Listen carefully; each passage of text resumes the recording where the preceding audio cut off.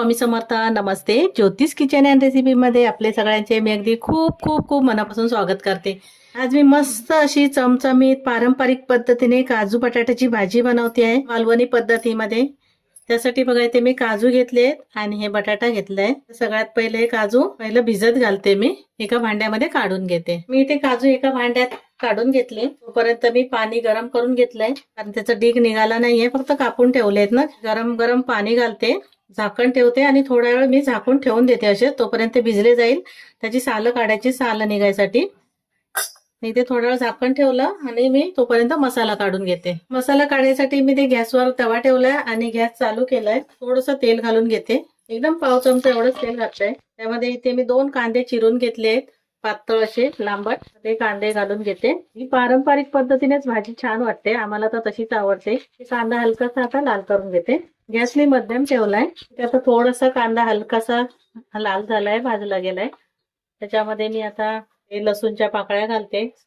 7-8 लसूणच्या पाकळ्या आहेत आणि अर्धा इंच आलं घेतले, ते बारीक तुकडे करून घेतले. पण कांद्यासोबत थोडा वेळ परतून घेते. इथे आलं लसूण घातले, 2-3 मिनिटं परतून घेतलं कांद्यासोबत. आता इथे मी ओलं खोबरं घेतलंय किसून, ते घालून घेते.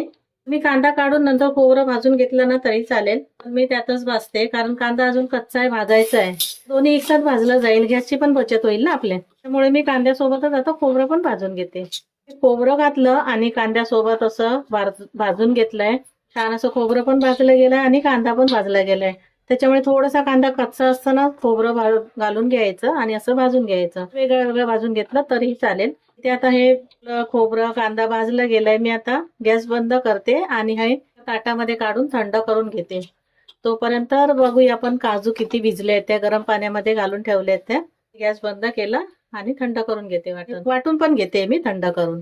काजू ठेवले होते गरम पाणी घालून भिजत ठेवलेले.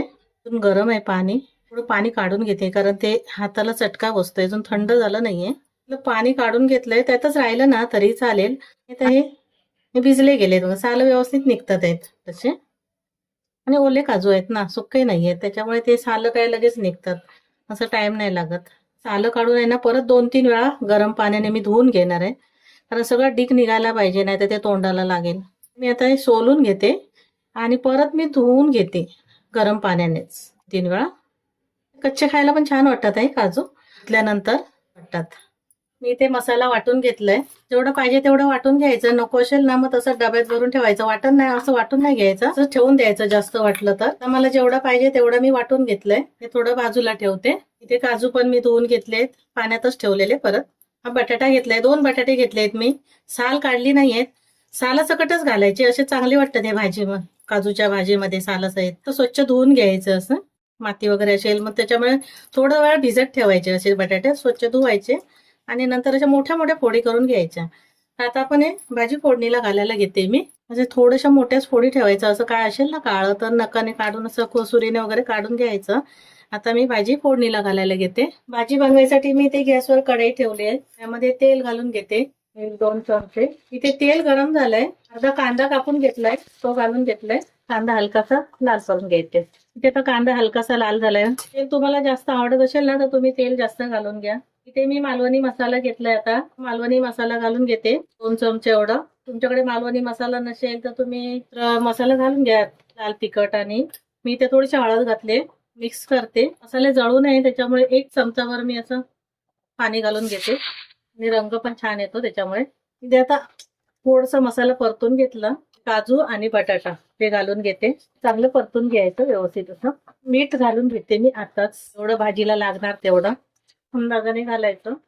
मिक्स करते, थोडंसं पाणी घालते मी, नाही तर जळेल म्हणून. चमचा एवढं झाकण ठेवते आणि 2 मिनिटं फक्त मी मसाल्यासोबत परतून घेते काजू. 2 ते 3 मिनिटं मी झाकण ठेवलं, काजू घालून घेतलं. मी गरम पाणी करत ठेवलं, तोपर्यंत गरम पाणी घालून घेते. मला सुकी भाजी पाहिजे, रस्सा भाजी पाहिजे, त्याप्रमाणे पाणी घालून घ्यायचं. थोडंसं घालते पाणी, परत झाकण ठेवते, गॅस कमी करते आणि मी भाजी शिजवून घेते. भाजी शिजत ठेवली, झाकण काढून बघायचं थोडंसं बटाटा वगैरे शिजलाय, थोडा शिजला गेलाय. आता हा मसाला घालून घेते, वाटण करून ठेवलेलं ते. जिरा वाटपाची पण करतात, पण आम्हाला कशी अशी वाटपाची सवय आहे ना वाटणाची, आणि अशीच छान वाटते, आम्हाला आवडते म्हणजे अशी भाजी. वाटाव घातलं, आता मिक्स करून घेते. रंग किती सुंदर आलाय ना भाजीला, छान दिसते. आता थोडंसं मिक्सरचं भांड धुवून घालते, थोडंसं पाणी घालते, फक्त भांड धुवून. मसाला लागलेला होता ना. आता काजूची भाजी आहे, असा तर गरम मसाला असतो मालवणी मसाल्यामध्ये, पण थोडंसं असं पाव चमचा एवढं घालते. छान अशी वाटते भाजी, एकदम मटन चिकन मटन सारखी. पण थोडीशी घट्ट वाटते, शिजल्यानंतर अजून घट्ट होणार. मग वाटलं ना तुम्हाला थोडंसं म्हणजे घट्ट हवी आहे पातळ हवी आहे, त्याप्रमाणे आपण पाणी घालून घ्यायचं. आता झाकण ठेवते आणि भाजी शिजून घेते. इथे मी भाजी शिजत ठेवलेली आणि परत एकदा झाकण काढून घेतलं आणि मस्त आपली भाजी आता इथे तयार झाली आहे. आता मी गॅस बंद करते आणि भाजी मी काढून घेते. अशी थपथपीतच भाजी ठेवते, जास्त सुकी पण नाही करत आहे. ती आपली मस्त ओल्या काजूची भाजी पारंपरिक पद्धतीने मालवणी पद्धतीने तयार झाली आहे. किती छान वाटते ना भाजी. तुम्हाला माझी रेसिपी आवडली असेल तर लाईक करा, शेअर करा, सबस्क्राईब करा. पुन्हा भेटू आपण अशाच एका नवीन रेसिपी सोबत. थँक्यू, धन्यवाद.